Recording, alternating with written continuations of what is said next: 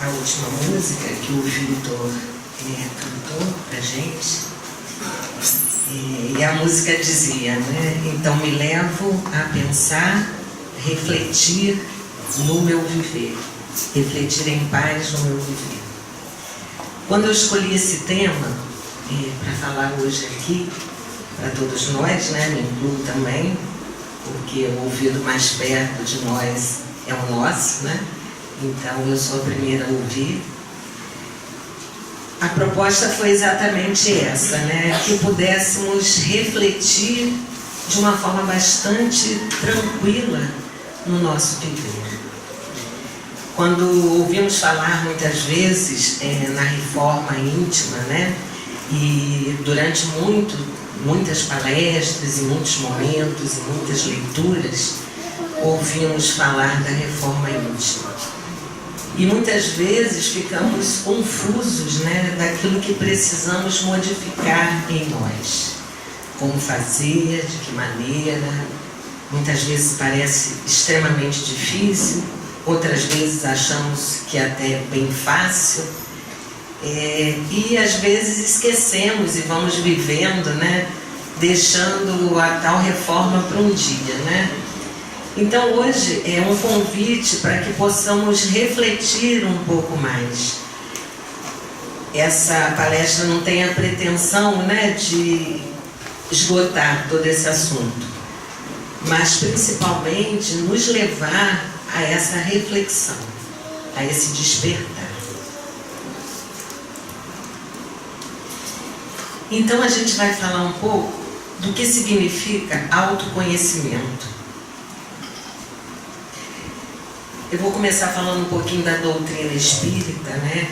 Que ela não nos impõe absolutamente nada. A doutrina espírita não nos impõe nada, né? É uma doutrina de despertar, libertar e iluminar consciências. Então a gente não pode, por imposição, ter nenhum despertamento, nenhuma libertação e nenhuma iluminação da nossa consciência. Na verdade, a doutrina espírita, ela nos mostra a necessidade de fazer o trabalho e não obrigatoriamente de termos que fazer. A escolha é nossa. A semeadura é nossa. Mas como fala, né? A colheita é obrigatória, né? E lembrando Joana de Ângeles, que parafraseou Jung, ela nos compara a um iceberg. Ela fala que a nossa mente é um iceberg. Todo mundo conhece um iceberg? O iceberg tem uma pequena parte que fica acima d'água, né? É aquela parte menor.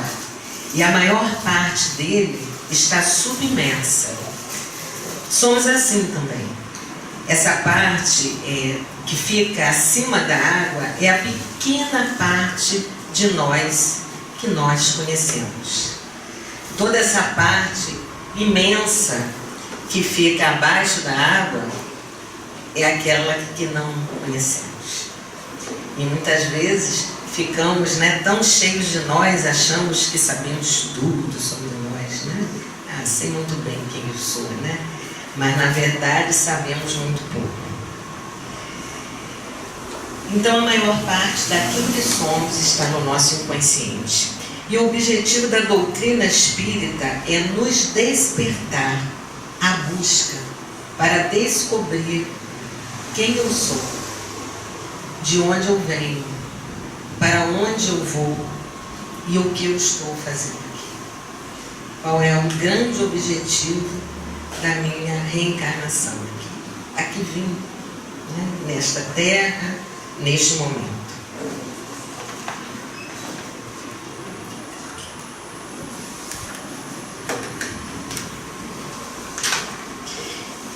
Então vamos pensar um pouquinho. O que significa autoconhecimento?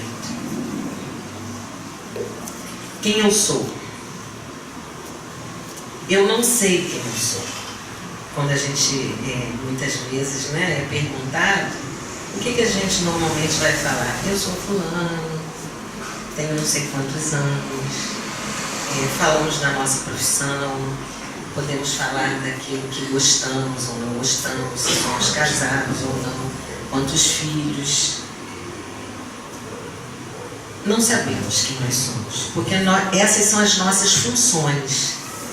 Mas quem somos nós está na nossa essência, naquele nível mais inconsciente de nós. Mas eu posso descobrir, porque às vezes a gente vai ficar confuso, né? Mas se eu não sei quem eu sou, eu vou ficar perdido, né? E como é que eu posso, né, descobrir quem eu sou? Eu posso descobrir do que sou feito, do que eu sou composto. E do que somos compostos? Temos pensamentos, temos ações, palavras, emoções, sentimentos. Eu sou composto disso, das minhas palavras, das minhas ações, daquilo que penso, das minhas emoções, que não são sentimentos. Sentimentos são emoções mais refinadas, é um refinamento das emoções. E o nosso grande desafio é começar para dentro de nós, olhar para dentro de nós. Como diz Joana de Ângeles, né? Nós deveríamos ser estudiosos de nós mesmos. Por isso Jung fala que quando eu olho para fora, eu sonho. E quando eu olho para dentro, eu desperto. E a gente olha tanto para fora, né? A gente olha para o outro, para os defeitos do outro, para as imperfeições do outro, ou para aquilo que o outro conquistou, mas olhamos muito pouco para dentro de nós.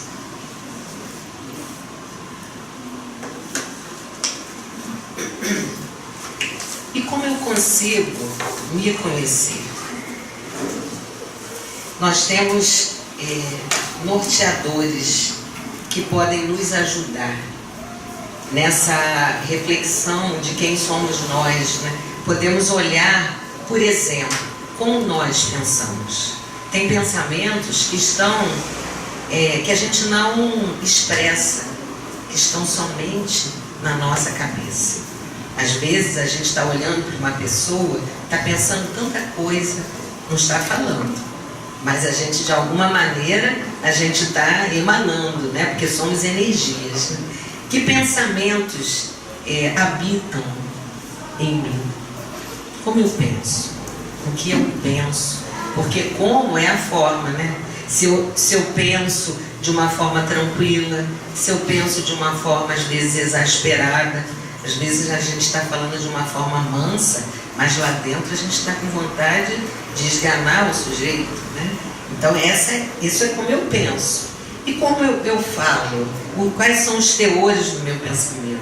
Como eu exponho o que eu penso? Como eu me expresso? Isso tudo somos nós. Porque o nosso corpo, ele não mente jamais. A gente pode mentir com palavras, a gente pode mentir falando uma porção de coisas. Mas muitas vezes, quando a gente olha para o outro e fazemos uma leitura do corpo do outro, esse outro está falando uma coisa com a boca e está falando tantas outras coisas com o corpo. Então, como eu me exponho? Porque às vezes a gente também não tem consciência de como nos expressamos. Então, é um objeto de auto-observação, de auto-estudo. Como eu falo? Como é a minha fala? Mansa, tranquila, exasperada? Como eu ajo?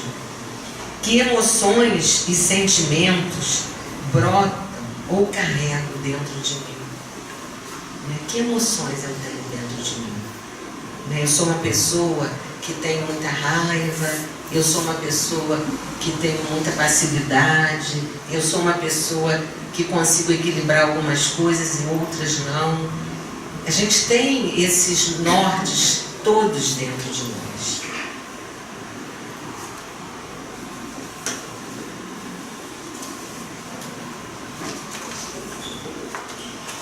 E a gente pode dar alguns passos nesse sentido, né?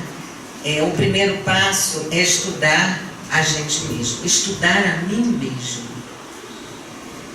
nos observando. O segundo passo é começar a perceber as relações com o meu próximo, porque o próximo não faz nada em mim que não exista dentro de mim. Quantas vezes, e não poucas vezes, nós acusamos o outro de ter nos feito reagir ou agir de determinada maneira. Você me fez fazer isso. Você provocou isso em mim. Você me deixa nervoso. Você me deixa irritado. Você me deixa isso ou aquilo. Mas o outro não pode despertar nada que não exista dentro de nós. Então, quando eu me observo nas relações com o outro, eu tenho um sinal de quem eu sou, porque o que o outro me faz é do outro. Mas a maneira como eu lido com o que o outro me faz, isso é meu. E nós não podemos fugir de nós mesmos. Tentamos, não é verdade? O tempo todo. A gente é cheio de desculpas, a gente quer se ver sempre bonitinho, né? A gente não gosta de se olhar e nos reconhecermos com aquelas nossas limitações ou dificuldades. Mas exatamente esse reconhecimento é que nos propicia as mudanças. Porque quando eu não percebo quem eu sou, quando eu não tenho a mínima noção de quem eu sou, eu não tenho a menor condição de fazer qualquer mudança em mim. Enquanto eu estou vendo o outro, acusando o outro, parece que eu estou muito bem, obrigada. Né? Parece confortável, mas não é confortável. É aparentemente confortável. Porque eu estou me afastando desse meu processo de autoconhecimento. Então, eu acho muito profunda essa frase, né? Nas relações, o outro desperta quem eu sou. Por isso nós somos um ser que está sempre em relação com o outro, porque eu sozinho sou eu comigo mesmo. Mas é o outro que me desperta, é o outro que me produz irritação, é o outro que me produz raiva, é o outro que me produz doçura, brandura, amorosidade, compaixão. Na vivência com o outro que ecoam coisas dentro de mim. Quando eu consigo olhar para o outro e não ver nesse outro alguém que me provoca, mas alguém que me desperta, eu tenho que olhar para mim e perceber o que eu preciso transformar em mim. O que o outro desperta em mim que não me faz bem. Então são as oportunidades que a gente tem, né, no caminho. Muitas vezes aquelas pessoas que mais nos fazem mal são aquelas que nos oferecem as maiores oportunidades de nos olharmos para fazermos a nossa transformação. É fácil a gente, né, viver com alguém que a gente se identifica, né, que temos sintonia. Claro que isso é muito bom, precisamos disso, né? Já pensou viver o tempo todo sendo provocado, ou se sentindo provocado, né, vivendo mal? A gente não suportaria. Precisamos dessas relações também para nos despertar o amor, para nos despertar a brandura, a doçura, a ternura. Que bom.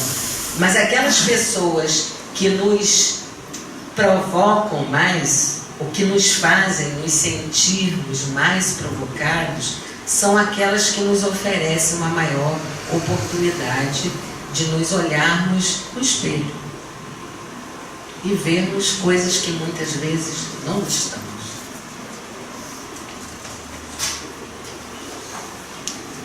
E aí a gente vai falar um pouquinho, né, dos papéis, né? Os papéis dizem quem eu sou. Eu falei um pouquinho no início, né, das nossas apresentações, né, dos papéis. Será que os meus papéis, se eu sou mãe, quantos filhos eu tenho, a minha profissão, onde eu moro, a minha condição financeira, de que raça eu pertenço. Isso fala quem eu sou? Esses papéis que desempenho na minha vida? Não. Claro que algumas escolhas nossas têm a ver com a nossa essência, outras nem tanto. Somos seres, na verdade, o que vai nos mostrar melhor quem nós somos são as experiências que carregamos dentro de nós, ao longo das diversas encarnações. Vivemos diversas experiências, diversas mesmo, né? Hoje estamos assim, se olhamos para nós e ainda vemos tantas coisas a serem mudadas, imagina, né? Em tantas outras encarnações passadas. Mas a gente carrega dentro de nós um monte dessas experiências, o que nos faz sermos seres únicos. Somos indivíduos únicos, podemos ser semelhantes, mas não tem um de nós que seja igual ao outro. E todas essas experiências, elas são oportunidades de aprendizado. Todas, sem exceção. Mesmo aquelas mais difíceis de serem vividas. E eu diria que essas são aquelas que trazem uma maior oportunidade de aprendizado. E se a gente conseguir trabalhar e perceber que não existe certo e errado, no sentido de ficar julgando comportamentos, porque a gente é muito julgador, né? Existe o bem, existe o mal, né? Não nesse sentido. Então qualquer coisa pode ser feita. Não, existe o bem e o mal. Mas o certo e errado no sentido dos nossos julgamentos e muitas vezes o auto-julgamento. Porque muitas vezes quando a gente se dá conta de algo que a gente não gosta em nós, a gente cai na culpa. E eu costumo dizer que a culpa é um buraco que a gente vai cavando abaixo dos nossos pés. É como se a gente fosse, né, fazendo um buraco, fosse uma broca que fosse cavando e a gente vai afundando nesse buraco construído por nós mesmos. E às vezes a gente está tão afundado nele que já não alcança a borda. Fica com dificuldade de sair. Porque a culpa ela tem um visgo, ela parece um chiclete, né? Que a gente tenta sair e fica preso nela. Porque julgamos. São experiências. Experiências no bem, experiências no mal também, porque temos. Mas se a gente consegue ver como experiências, e que se nessas experiências reconhecidas eu posso trabalhar na superação das minhas dificuldades, das minhas limitações, elas serão sempre vistas como positivas. Então, nunca serão negativas.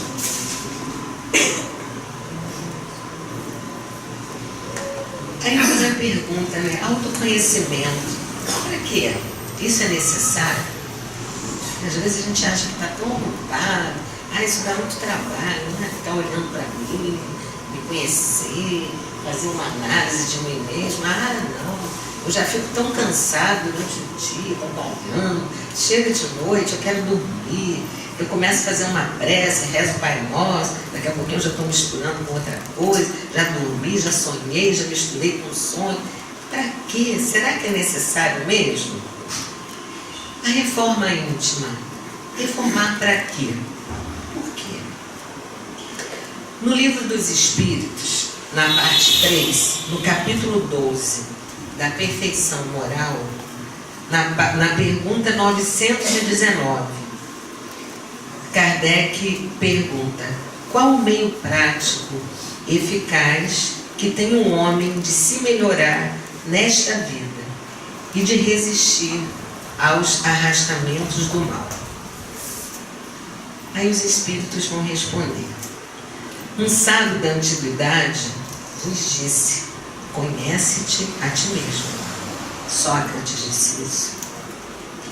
Compreendemos toda a sabedoria dessa máxima, porém a dificuldade está precisamente em se conhecer a si mesmo. Não consegui. Né? É fácil. O filósofo falou, conhece-te a ti mesmo. Mas como? Como eu vou me conhecer? Aí vem Santo Agostinho, que não sei se todos aqui já leram, né? O conselho que ele nos dá, de uma reflexão diária, de avaliarmos o nosso dia, de nos percebermos como fomos nós naquele dia. E não como foi o meu dia, não. Como fomos nós na vivência desse dia. Sem julgamento do certo e do errado. Sem entrar no buraco da culpa. Como foram as minhas experiências de hoje. Aí Santo Agostinho nos dá uma lição, né? Fazei o que eu fazia de minha vida sobre a terra. Ao fim da jornada, eu interrogava a minha consciência, passava em revista o que fizera e me perguntava se não faltara algum dever, se ninguém tinha nada a se lamentar de mim. Foi assim que consegui me conhecer e ver o que havia de reformar. É tão simples, mas o nosso orgulho e a nossa vaidade muitas vezes nos impede disso.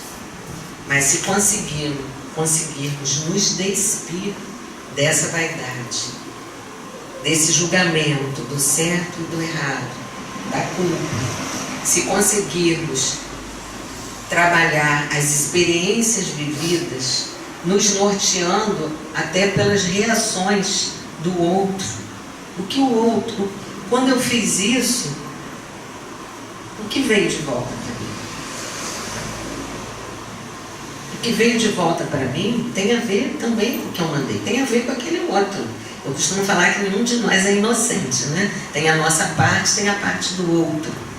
Mas se conseguirmos nos abrirmos para isso e avaliarmos essas experiências no final de cada dia e nos empenharmos em modificarmos aquilo que conseguimos perceber que não vai bem na nossa vida, nas nossas relações, quando eu faço isso, eu estou observando, quando eu faço isso, vem alguma coisa de volta.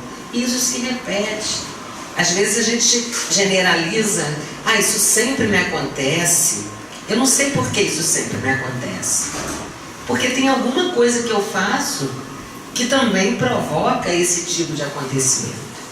Então cabe a nós não ficar avaliando a parte do outro. A parte do outro existe sim, mas essa é tarefa dele. Cabe a mim analisar a minha parte. Qual é a minha parte nessa história? Se algo sempre se repete, tem alguma coisa que eu venho fazendo sempre do mesmo jeito. Não é uma má estrela, não é um azar, não estou condenado a isto, eu posso mudar. Que bom, eu posso mudar. Mas como? Fazendo exercício.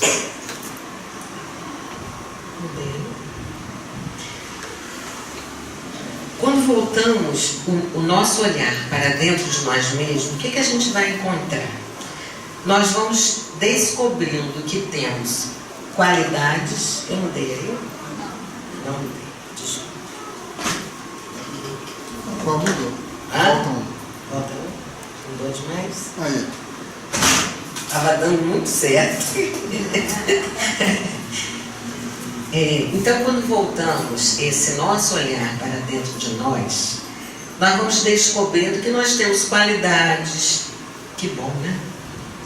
Defeitos, vícios, virtudes. Né? Nem tudo está perdido, né? Temos qualidades, temos virtudes, mas temos defeitos e vícios. E precisamos aceitar isso, porque se não aceitarmos, a gente não muda nada. E o que acontece quando a gente descobre isso? Bom, se a gente tem uma atitude madura diante dessa visão, a gente vai trabalhar na aceitação de quem somos nós. Essa é uma atitude madura, amadurecida. Eu posso olhar para os meus defeitos, eu posso olhar Os meus vícios, sim, eu tenho isso ainda.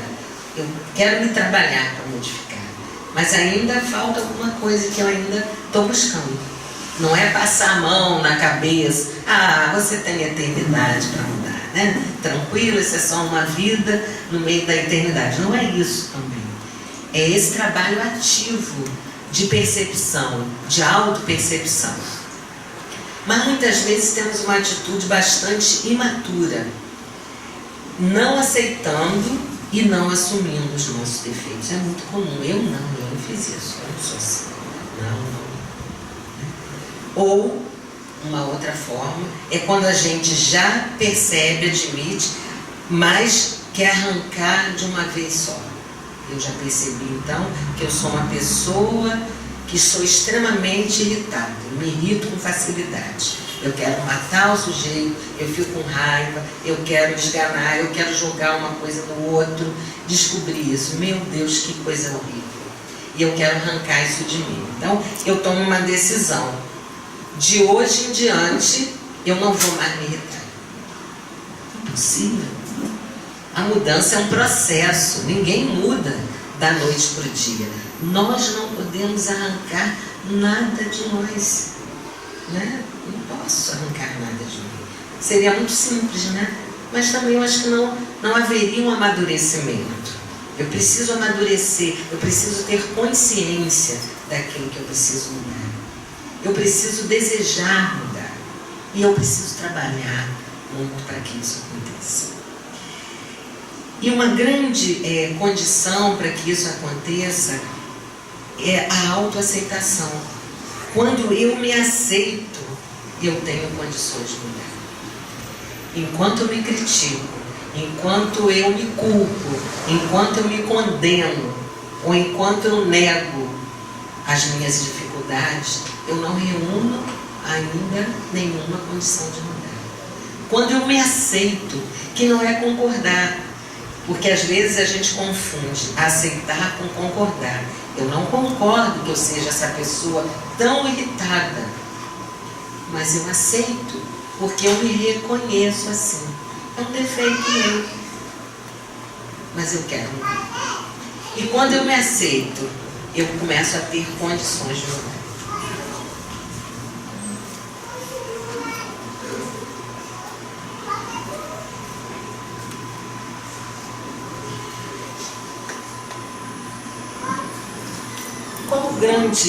Qual o nosso grande papel aqui na Terra?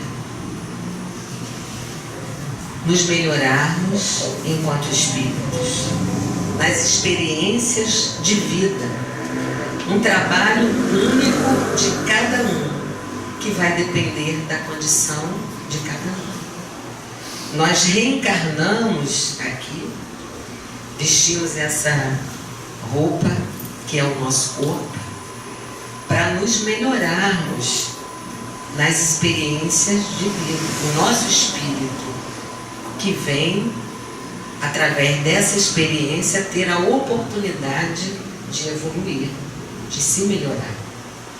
E esse é um trabalho único de cada um, que vai depender da condição individual. Eu não posso mudar o outro. A gente acha que pode. Quero mudar o outro.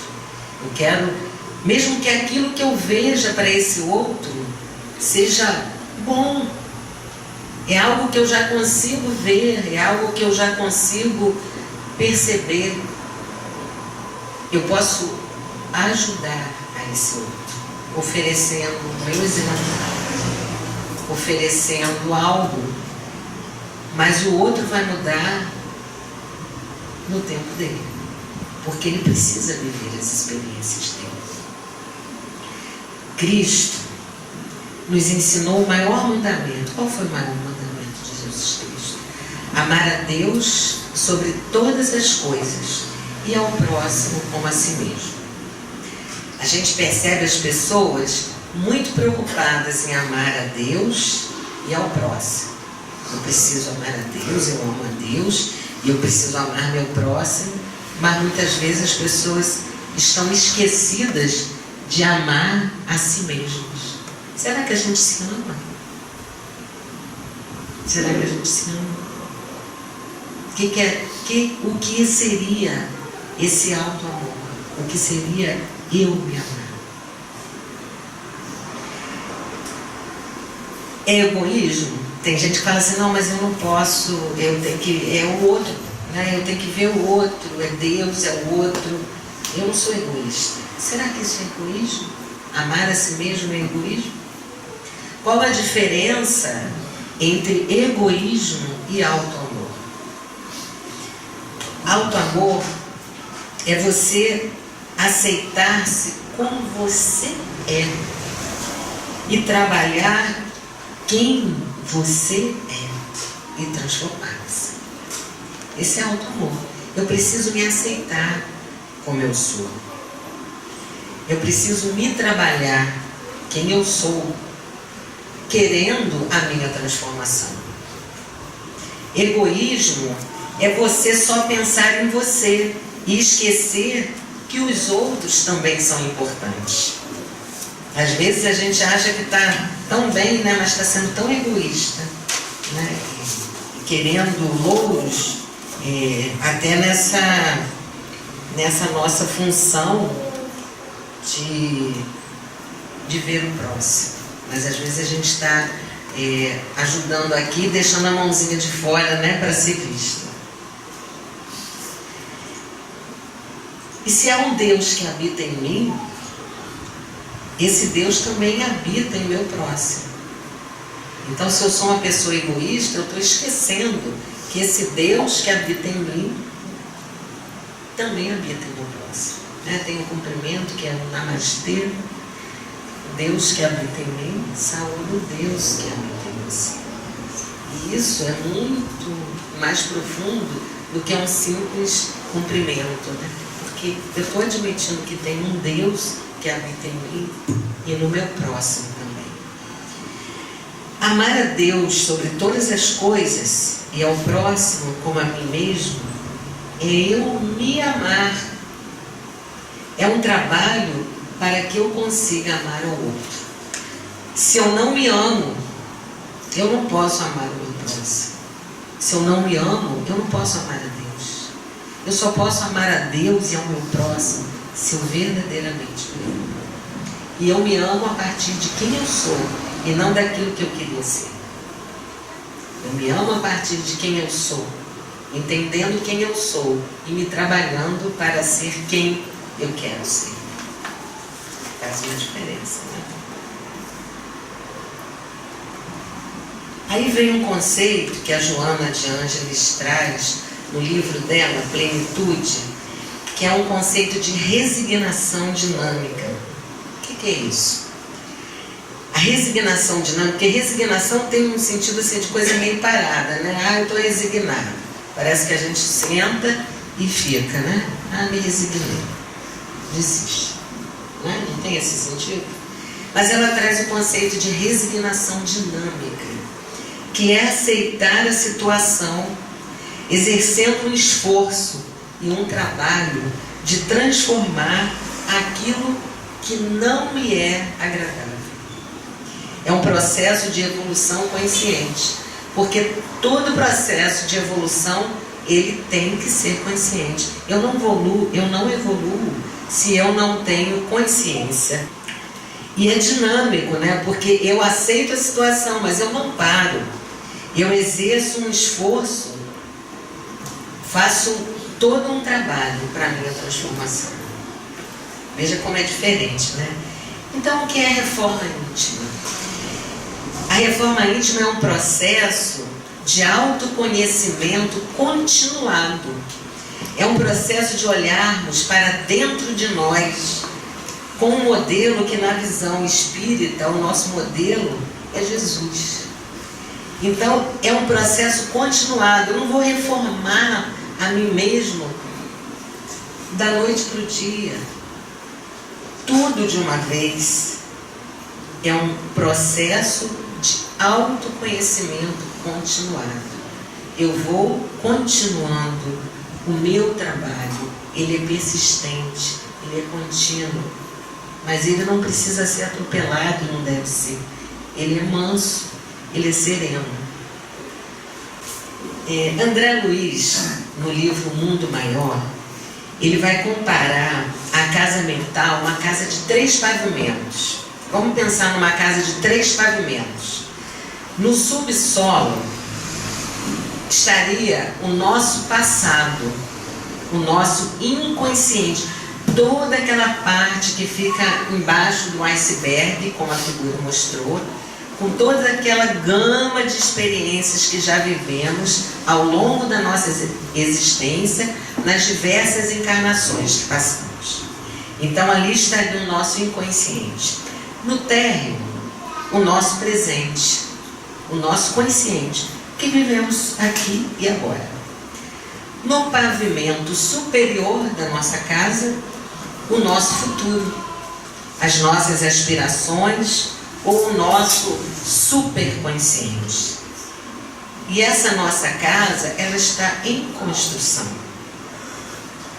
Aí aqui a gente poderia pensar até em trocar reforma íntima por construção íntima, porque é um processo contínuo de construção.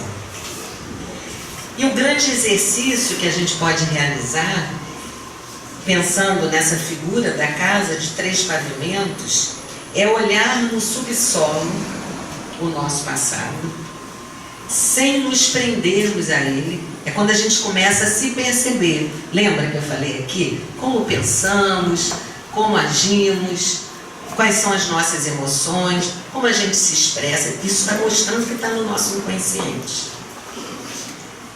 Olhar nesse subsolo o nosso passado, sem nos prendermos a ele, sem ficar ali olhando, julgando, nos culpando, sem nos culparmos pelos erros, para modificá-lo em função do que nós estamos construindo atualmente no nível consciente. Porque quem olha para trás deprime. O que me traz paz é viver o momento presente, é o aqui e agora. As experiências que eu vivi, elas me dão material para eu lidar melhor na minha construção presente. Mas se eu ando olhando para trás, eu fico deprimido. E buscando as nossas aspirações para o futuro no nosso superconsciente, no pavimento superior. Então, o meu passado, no meu inconsciente, as minhas experiências que me dão condições de viver melhor o meu momento presente, o meu consciente, aspirando por um futuro onde eu quero me transformar, que está no meu superconsciente, esse pavimento superior. Bom, se a gente fizer uma comparação, né, com uma casa, pensando na nossa casa mental, e a gente comparar a uma casa, a nossa casa, a gente limpa a nossa casa, né? A gente quer a casa limpa. É bom a gente chegar numa casa limpa, um cheirinho gostoso, as coisas arrumadinhas, né? Quando está tudo desarrumado, sujo, os móveis desalinhados, a gente não se sente bem, a gente quer arrumar. Mas na nossa casa mental, como é que a gente faz? Eu arrumo minha casa, limpo, está muito desarrumado hoje, vou limpar, vou passar pano, vou varrer, vou botar os móveis tudo bonitinho, vou tocar toalhinha, vou fazer isso. Tá bom. Na casa mental, como é que eu arrumo? Como é que eu posso fazer a limpeza diária? Que é diária, gente. Não é para, uma vez no ano, 2 vezes no ano, eu vou lá, me interno num lugar, fico lá meditando, aí estou lá limpando a minha casa mental, mas eu sujei o resto do ano todo. Através de preces, bons pensamentos, boas leituras e buscar fazer o bem. Mas mesmo assim, como a nossa casa, que a gente limpa e ela suja de novo, vamos encontrar situações que vão desgastar a nossa casa. Por mais que a gente faça isso, a gente vai viver situações que vão desgastar, vão sujar de novo a nossa casa. E o que eu posso reformar na minha casa? O que eu devo reformar na minha casa? Se a nossa casa chega num ponto que vai desgastando, por mais que eu limpe, né? Agora eu preciso reformar, esse piso agora está velho, ou o telhado está com goteira. Então, na minha casa física, eu posso reformar como? Posso reformar tudo, mas vamos dizer que eu preciso começar por algum lugar. O que mais me incomoda? A goteira. O telhado está com goteira, então eu vou começar a minha reforma pela goteira, pelo telhado. Não, o que mais me incomoda é o piso. Ele está quebrado, está muito feio, então eu vou começar pelo piso. E se eu tenho condições, eu posso até mudar, ficar em outro lugar e reformar minha casa inteira, contratar uma equipe, e quando eu chego, né, está tudo bonitinho, tudo novo. Mas na nossa casa mental, como é que eu posso reformar? Eu posso me mudar de casa para fazer uma reforma? Não podemos. Podemos mudar tudo de uma vez em nós? Não podemos. Como a gente pode começar essa reforma? A gente precisa olhar para dentro de nós e descobrir o que mais nos incomoda naquele momento. O que mais vai nos impulsionar a essa necessidade de fazer mudanças. Então eu preciso mudar em função das minhas possibilidades, das minhas necessidades. Eu tenho necessidades, mas eu também tenho possibilidades. Nada de atropelamento, como a casa. A minha casa precisa de tudo, mas eu não posso fazer tudo. Então eu vou começar pelo que mais me incomoda. Na nossa casa mental, também, principalmente. Aí vamos planejar então a nossa reforma. Nossa reforma tem um planejamento, né? As experiências da vida, elas vão nos ensinando. Se eu presto atenção nessas experiências e vou sendo um bom aluno na escola da vida, com essas lições diárias, né, que eu vou tendo, eu posso passar pelos momentos de prova de uma forma mais tranquila, porque eu vou aproveitando aquilo que eu vivo e vou passando de uma forma mais tranquila. Agora, se na escola da vida eu sou um aluno relapso, quando chegar na hora da prova, as provas que chegam na nossa vida, vem o despreparo. Não adianta, aí é a nota baixa mesmo, reprovação. Não dá para mudar de série, né? Kardec, no livro dos Espíritos, ele vai perguntar aos espíritos, se para sermos agradáveis a Deus, basta não fazer o mal. Os espíritos respondem que não. Será que basta não fazer o mal? Eu não faço bem para ninguém, mas eu também não faço mal. Aí os espíritos vão responder: para sermos agradáveis a Deus, precisamos fazer o bem. E devemos fazer o bem no limite das nossas forças. Porque somos responsáveis por todo o mal decorrente do bem por nós não praticado. Ou seja, fazer o bem, não fazer o bem, é um mal muito grande. Então a nossa omissão, eu não faço mal, não faço nada para ninguém, não faço mal para ninguém, eu também não faço bem. Isso é um mal. Essa omissão é um grande mal. Os espíritos vão nos dizer isso. E aí no Evangelho segundo o Espiritismo, Kardec vai fazer uma pergunta sobre o que é virtude. O que é virtude? Virtude é todas as vezes que eu voluntariamente resisto ao mal. Então eu posso dizer assim: eu ainda me comprazo no eu ainda tenho coisas que me dão prazer. Eu sei que é mal, mas isso ainda me faz bem. Eu não posso mudar isso da noite para o dia. Mas o que seria uma virtude, um comportamento virtuoso meu? Eu voluntariamente resisto a esse mal. Eu não faço mal. Eu resisto. E não fazer o mal é um bem muito grande. E aí eu já estou fazendo bem. Eu não me transformei totalmente, mas eu já tenho resistência ao mal.